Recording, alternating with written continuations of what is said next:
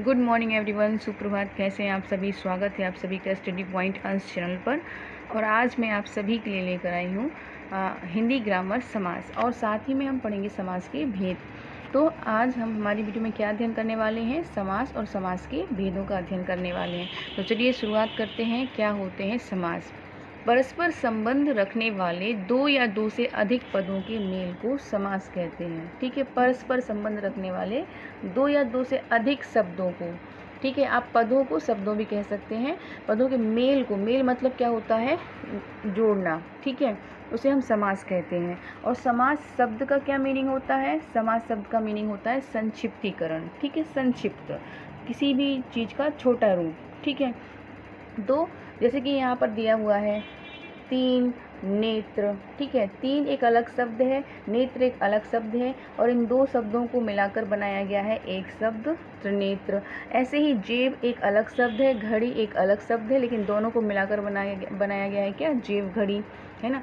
तो जब दो या दो से अधिक शब्दों को मिलाकर एक शब्द बनाया जाता है उसे हम समास कहते हैं। ठीक है, इसमें क्या होता है? सामासिक पद होते हैं। सामासिक पद से मतलब है जैसे कि पूर्व पद होता है, उत्तर पद होता है। अब आप पूछेंगे पूर्व पद क्या होता है, उत्तर पद क्या होता है? तो पूर्व पद उत्तर पद से मतलब है पूर्व मतलब पहले, ठीक है, और उत्तर पद मीन्स बाद में, मीन्स सेकेंड। और समस्त पद मीन्स ये जो शब्द दिया गया है ये जो है दो पदों से मिलकर बना है। मैंने बताया ना कि जैसे ये शब्द दिया गया है ये दो या दो से अधिक शब्दों से मिलकर बनते हैं। तो उनके जो शब्द होते हैं ना, जो पहले लिखा जाए, जैसे यहाँ पे लिखा है यथा, ये पहला है। विधि ये दूसरा पद है। यहाँ देखिए यथा, यथा क्या है? यथा पूर्व पद है, और विधि क्या है? उत्तर पद है। और समास विग्रह कैसा होगा इसका? विधि के अनुसार। यथा विधि मतलब विधि के अनुसार। ठीक है, दूसरे पद पर जोर दिया जा रहा है। ठीक है, तो ये तो है आपके सिर्फ मैंने आपको समझाया है कि समास क्या होता है। साथ ही में मैंने ये आपको बताया है कि समास के कैसे पद में हम डिवाइड करते हैं। ठीक है, तो ये बहुत ही क्लियर है। यहाँ पे समास मतलब दो या दो से अधिक पदों का मेल, जिसे हम समास कहते हैं। समास शब्द का मतलब होता है संक्षिप्तीकरण। ठीक है, और समास के दो पद होते हैं, पूर्व पद उत्तर पद। पूर्व पद मीन्स पहला और उत्तर पद मीन्स बाद में। ठीक है, समास के भेद। समास के भेद जो है वो कितने भेद होते हैं? 6 भेद होते हैं। अब कैसे याद रखोगे? तो समास के भेद में जो हेडिंग देखिए, अब ये हेडिंग को याद रखिए। ये जब भी आपको याद करना हो कि समास में कितने भेद होते हैं, आप ये देख लीजिए इसमें कितने वर्ण हैं। जैसे कि इसमें देखिए सा, म, सा 3 ये हो गए, का 4, भा 5 और दा 6। ठीक है, 6 वर्ण आ रहे हैं। तो 6 वर्ण आ रहे हैं तो कितने भेद हैं? 6 भेद हैं। ये एक प्रकार की ट्रिक समझ लीजिए, याद करने का तरीका समझ लीजिए। आपको आप भूलें ना एग्जाम में कि समास के कितने भेद होते हैं। आपको याद करने के लिए तो आपको याद रहे कि समास के भेद, हेडिंग डालो, उसके वर्ण काउंट करो, तो आपको याद आ जाएगा कि अच्छा 6 वर्ण होते हैं समास के भेद हेडिंग में, तो 6 होते हैं भेद। तो समास के कितने भेद होते हैं? 6 भेद होते हैं। ठीक है, पहला होता है क्या?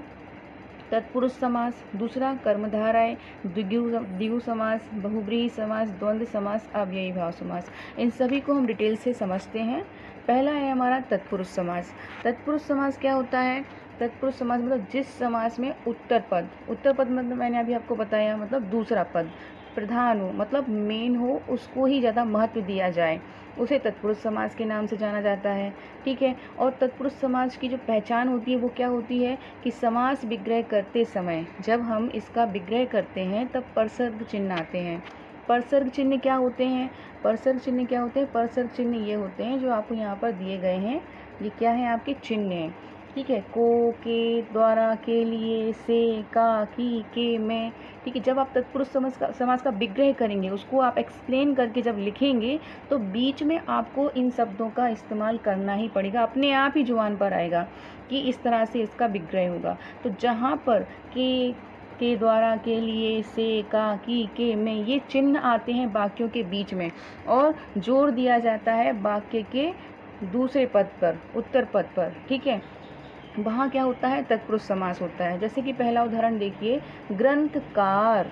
ग्रंथकार मतलब ग्रंथ को लिखने वाला, ग्रंथ को लिखने वाला।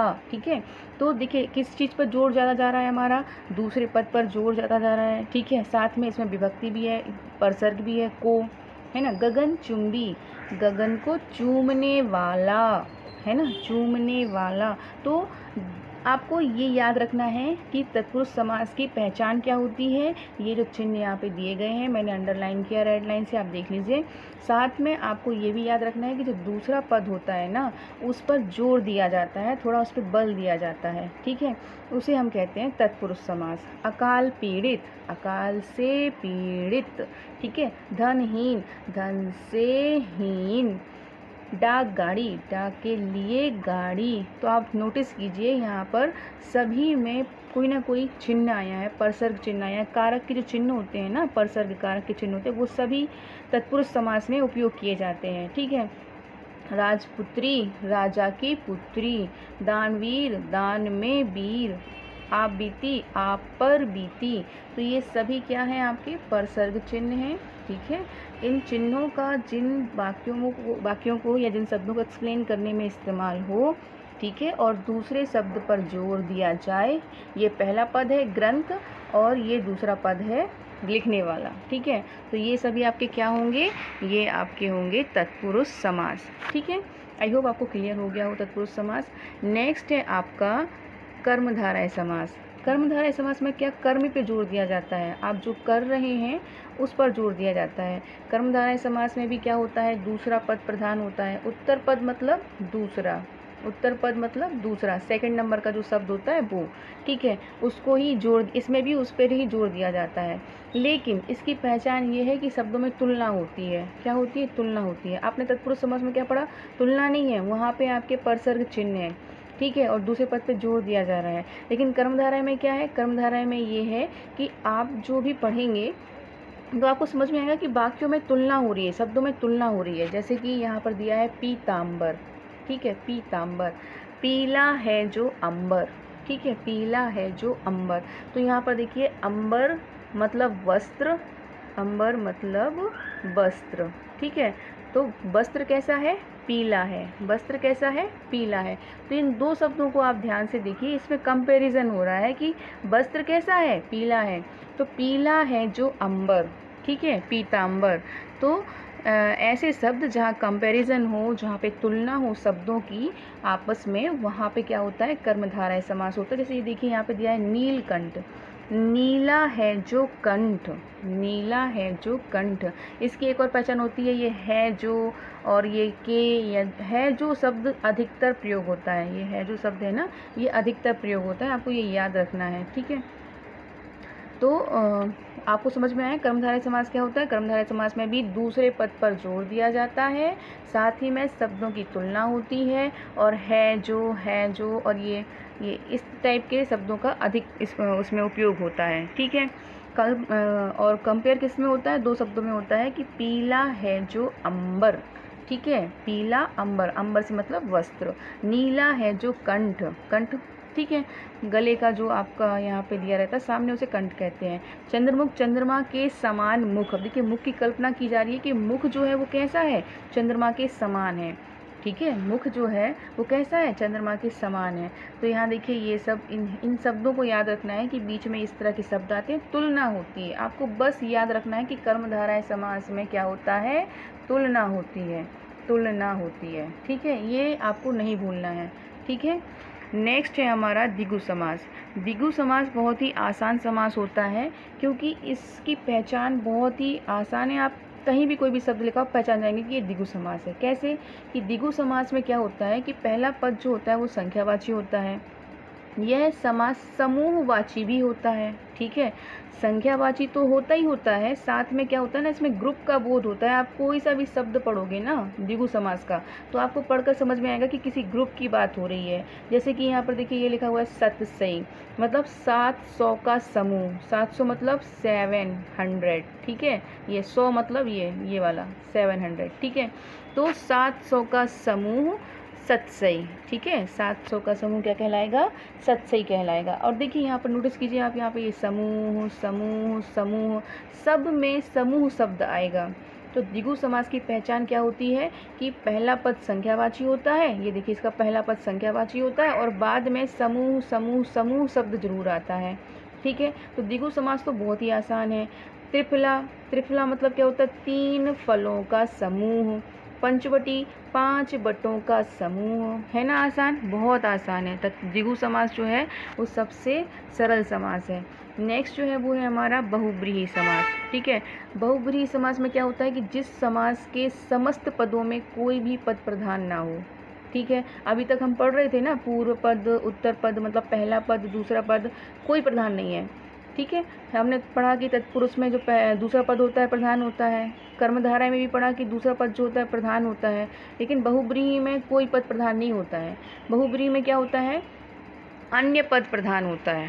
अन्य पद से मतलब है कि जब हम बहुब्रीहि का समास विग्रह करते हैं, बहुब्रीहि समास के जो शब्द होते हैं उनका हम जब विग्रह करते हैं तो अर्थ किसी और के लिए निकल के आता है। अर्थ क्या होता है, एक विशेष अर्थ आता है और अंत में जिसका, जिसके, जिसकी, वाला, वाली, वाले, ये शब्द आते हैं। ठीक है, आपको बस पहचान याद रखनी है कि बहुब्रीहि समास जो होता है इसका हम जब विग्रह करते हैं तो अंत में ये शब्द आते हैं। ठीक है, जिसका, जिसके, जिसकी, वाला, वाले, वाली आदि ये सब शब्द आते हैं और अर्थ जो है ना किसी तीसरे के लिए निकल के आता है। ठीक है, किसी तीसरे के लिए निकल के आता है। जैसे महात्मा, महान है आत्मा जिसकी, महान है आत्मा जिसकी, कौन, महात्मा, तो ये किसी तीसरे के लिए अर्थ निकल के आया ना, एक विशेष अर्थ निकल के आया ना। त्रिनेत्र, 3 है नेत्र जिसके, 3 है नेत्र जिसके, कौन, शिव जी, अर्थात शिव जी। लंबोदर, लंबा है उदर जिसका, लंबा है उदर जिसका, अर्थात कौन, गणेश जी। ठीक है, दशानन, 10 है आनंद जिसके, अर्थात कौन, रावण। ठीक है, रावण की है ना 10 सिर। नीलकंठ, नीला है कंठ जिसका, अर्थात शिव जी। शिव जी का कंठ जो है, गला कैसा है, नीला है। तो आपने नोटिस किया होगा कि बहुब्रीहि समास की पहचान, आप बस पहचान याद रखिए कि जब हम इसको एक्सप्लेन करते हैं तो वाक्यों के अंत में क्या आता है, जिसका, जिसके, जिसकी आता है, वाला, वाली आता है। ठीक है, वरना आप ये बस याद रखिए जिसका, जिसके, ये आता है। ठीक है, साथ ही में किसी तीसरे के लिए अर्थ निकल के आता है बहुब्रीहि समास में। ठीक है, तो ये है क्या है आपका बहुब्रीहि समास। बहुत ही आसान है, कुछ भी इसमें मुश्किल नहीं है। अगर आप 2 बार भी इस वीडियो को देखेंगे तो आप पूरा ज़िंदगी आप ये समास नहीं भूल पाएंगे, आपको अच्छे से याद हो जाएंगे। परीक्षा में अगर आपसे पूछा जाए कि महात्मा शब्द में कौन सा समास है तो आप बिल्कुल समझ जाइएगा कि महान है आत्मा जिसकी। आप जब विग्रह करेंगे ना, महान है आत्मा जिसकी, तो जिसका, जिसकी आ रहा है मतलब तीसरे के लिए आ रहा है ना, हमारे लिए तीसरे के लिए आ रहा है, तो उसके लिए क्या हो जाएगा, महात्मा। ठीक है, जब ये इस तरह से विशेष अर्थ निकल के आए, विशेष अर्थ निकल के आए तो ये क्या कहलाते हैं आपके, विशेष अर्थ निकल के आए तो ये जो है ना बहुब्रीहि समास में ही ऐसा होता है, अन्य किसी समास में ऐसा नहीं होता है। ठीक है, तो ये हो जाएगा आपका बहुब्रीहि समास। ठीक है, द्विगु समास और बहुब्रीहि समास में अंतर मैं आपको समझा देती हूँ ताकि आपको किसी भी प्रकार की कन्फ्यूज़न ना रहे। ठीक है, कंफ्यूज ना हो आप आगे कि देखो आपने बताया त्रिनेत्र, जिसमें पहला पद जो है वो संख्यावाची आ रहा है तो ये तो द्विगु समास होगा, आप ऐसा बोल देंगे, है ना। तो इसका भी एक हल है। क्या हल है, जैसे कि यहाँ पे मैंने लिखा त्रिनेत्र। ठीक है, तो 3 नेत्रों का समूह, मैंने आपको बताया था ना कि द्विगु समास की पहचान है कि वाक्य के अंत में जब हम एक्सप्लेन करते हैं तो समूह शब्द आता है। ठीक है, बहुब्रीहि समास को जब हम एक्सप्लेन करते हैं तो जिसका, जिसकी आता है, तो ये आपको याद रखना है। और द्विगु समास में क्या होता है, जब हम उसको एक्सप्लेन करते हैं, विग्रह करते हैं तो विशेष अर्थ निकल के नहीं आता है कि किसी तीसरे के लिए बात हो रही है। ठीक है, लेकिन जब हम अपना बहुब्रीहि समास का विग्रह करते हैं तो एक अर्थ निकल के आता है। ठीक है, जैसे यहाँ पे देखिए त्रिनेत्र, 3 नेत्रों का समूह, द्विगु समास। ठीक है, 3 नेत्र हैं जिसके, अर्थात शिव जी। जब ये विशेष अर्थ निकल के आए वहाँ होता है बहुब्रीहि समास। और एक बात मैं आपको बता देना चाहती हूँ कि बहुब्रीहि समास जो होता है वो होता है सबका पिता। जी हाँ, सारे समास का पिता होता है बहुब्रीहि समास। अगर आपको इस टाइप के शब्द आ जाते हैं और वहाँ पे ऑप्शन में दोनों दिए जाता है कि ये कौन सा समास है, द्विगु समास है कि बहुब्रीहि समास है, तो आपको जो है ना बहुब्रीहि समास पर ही टिक करना है। क्यों, क्योंकि आपका डिपेंड करता है आप किस तरह से उसका विग्रह कर रहे हैं, आप किस तरह से उसका अर्थ निकाल रहे हैं। ठीक है, जैसे 3 नेत्रों का समूह, अगर आपने इस तरह से विग्रह किया है तो आप द्विगु समास लिखेंगे। लेकिन अगर आपने इस तरह से विग्रह किया है कि 3 नेत्र हैं जिसके, अर्थात पार्टिसिप जी कोई तीसरा अर्थ निकल के आ रहा है तो वहाँ पे आप बहुब्रीहि समास टिक करेंगे, ठीक है। और मोस्टली एग्ज़ाम में पूछा जाता है और कंफ्यूज करने के लिए बच्चों को त्रिनेत्र में द्विगु भी लिख देते हैं, बहुब्रीहि लिखते हैं, बहुब्रीहि भी लिख देते हैं। तो आपको क्या करना है, बहुब्रीहि पर ही टिक करना है, ठीक है। तो ये हो गया आपका बहुब्रीहि समास, ठीक है। जान लेते हैं नेक्स्ट है हमारा द्वंद्व समास। द्वंद्व भी बहुत ही आसान समास है। देखिए उसका नाम ही है द्वंद्व, मतलब दो बीचों के बीच में क्या चल रहा है, द्वंद्व चल रहा है। दो शब्दों के बीच में क्या चल रहा है, द्वंद्व चल रहा है। जिस समास में दोनों पद प्रधान होते हैं, ठीक है। बहुब्रीहि में कोई पद प्रधान नहीं था, तीसरे का अर्थ आ रहा था, लेकिन द्वंद्व में क्या हो रहा है, द्वंद्व में दोनों पद प्रधान होते हैं। इसके शब्द ऐसे होते हैं कि दोनों ही, उसका पहला पद और दूसरा पद दोनों ही प्रधान होते हैं, इसमें कोई एक को महानता नहीं दी जाती है, ठीक है। उसे हम द्वंद्व समास कहते हैं। पहचान है कि और, तथा, या, अथवा, एवं शब्द आते हैं बीच में, ठीक है। ज़्यादातर और ही आता है, ज़्यादातर और शब्द ही आता है बीच में जब हम इसका विग्रह करते हैं।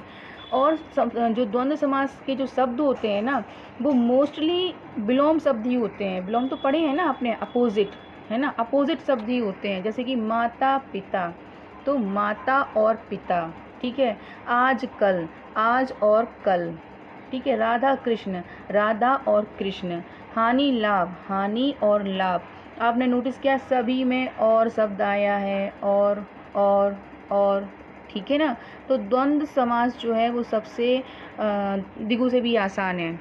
जहाँ आपने दो शब्दों का पढ़ा, ठीक है, कि अपोजिट है यहाँ पे, और साथ में बीच में और आ रहा है, उनको और करके लिखना है, तो वहाँ पे क्या है, आपका द्वंद्व समास है। आप पहचान याद रखिए ना, ये देखिए पहचान याद रखिए कि इसमें मोस्टली विलोम शब्द आते हैं और शब्द आता है जब हम इसका विग्रह करते हैं। हमने विग्रह किया माता पिता, माता और पिता, आजकल, आज और कल, तो ये विलोम है ना, आज और कल। राधा कृष्ण, हानि लाभ, हानि का विलोम क्या है, लाभ है, ठीक है।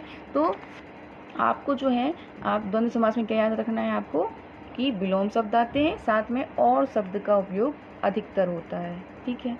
लास्ट है हमारा अव्ययी भाव समास। अव्ययी भाव समास भी बहुत आसान है, आप इसे ईजिली कर सकते हैं।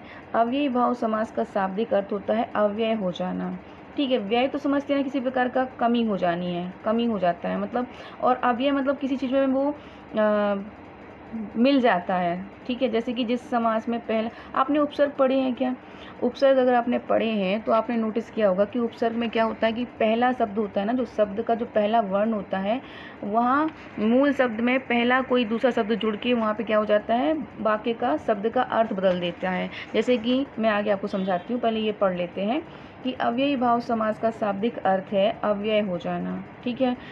जिस समास में पहला पद अव्यय हो तथा उसके योग से समस्त पद भी अव्यय बन जाए, मतलब पहला पद अव्यय हो, मतलब अव्यय मतलब एक प्रकार का उपसर्ग लगा दें और साथ में उसका पूरा शब्द ही बदल जाए, तो वहाँ पे क्या होता है, अव्ययी भाव समास होता है। अव्ययी भाव समास में पहला पद क्या होता है, प्रधान होता है। तो अव्ययी भाव समास में क्या होता है, पहले पद पे जोर दिया जाता है, ठीक है। किस पे, पहले पद पे जोर दिया जाता है। जैसे कि पहचान क्या है, इसकी पहचान पढ़ लेते हैं। शब्दों में उपसर्ग होता है, ठीक है। अव्यय मतलब जैसे कि उपसर्ग टाइप के शब्द आ जाते हैं, और उपसर्ग से क्या होता है, शब्दों का अर्थ बदल जाता है। जैसे कि आप देखिए यहाँ पे दिया है आज जन्म, ठीक है। तो जन्म से लेकर यहाँ पे देखिए पहले शब्द पर ही जोर दिया जा रहा है। जन्म से लेकर, शुरुआत कहाँ हो रही है, जन्म से हो रही है। और यहाँ देखिए जन्म एक मूल शब्द है, ठीक है। जन्म एक मूल शब्द है, ये देखिए जन्म एक मूल शब्द है। हिंदी भाषा में, हिंदी लिपि में इसे ऐसे ही लिखा गया है, लेकिन हमने इसमें आ जोड़ दिया, आ उपसर्ग जोड़ दिया, तो ये क्या हो गया, पूरा शब्द बदल गया ना। जन्म से लेकर, भर पेट, अब पेट भर कर, ठीक है। पूरा जो है ये देखिए हमने इस पे जोड़ दिया, इस पे भर जोड़ दिया। इसमें पहला शब्द में क्या कर दिया, पेट एक मूल शब्द है, उसमें हमने भर जोड़ दिया। यथा संभव, ठीक है। तो जैसा संभव हो, तो देखिए संभव एक मूल शब्द है, उसमें हमने क्या जोड़ दिया, यथा जोड़ दिया, ठीक है। तो ऐसे शब्द जिसमें हम आगे कुछ वर्ण लगा के मूल शब्द का पूरा अर्थ बदल जाता है, वहाँ पे क्या होता है, अव्ययी भाव समास होता है। ये अव्ययी भाव समास पूरा हटके ही है, अलग ही है। आप कोई भी शब्द पढ़ेंगे आप पहचान जाएंगे। देखिए कुछ शब्द इस प्रकार से भी आते हैं इसमें, रात ही रात, मतलब एक से शब्दों की आवृत्ति होती है। ठीक है, ये जो है आपको कहाँ मिलेगा, आपको अव्ययी भाव समास में ही मिलेगा। कान ही कान, तो देखिए दो शब्दों की, एक ही शब्द की दो बार आवृत्ति हुई है, दो बार आया है। ठीक है, अनजाने बिना जाने, तो यहाँ पे अन शब्द का ये अन उपसर्ग लग गया, जाने एक मूल शब्द है, इसमें अन शब्द जुड़ गया। तो आपको याद रखना है अव्ययी भाव समास में क्या होता है, उपसर्ग जैसे शब्द जुड़ जाते हैं आगे। ठीक है, तो जहाँ पर भी आप इस तरह के शब्द देखें जिसमें आपने मतलब नोटिस किया हो कि ये अलग से जुड़ के इन शब्दों का अर्थ बदल गया है, वहाँ पे अव्ययी भाव समास है। आपको कंफ्यूज ना हो किसी प्रकार की, उसके लिए मैंने आपको यहाँ पे देखिए कर्मधारय समास और बहुब्रीहि समास में अंतर समझाने की कोशिश की है।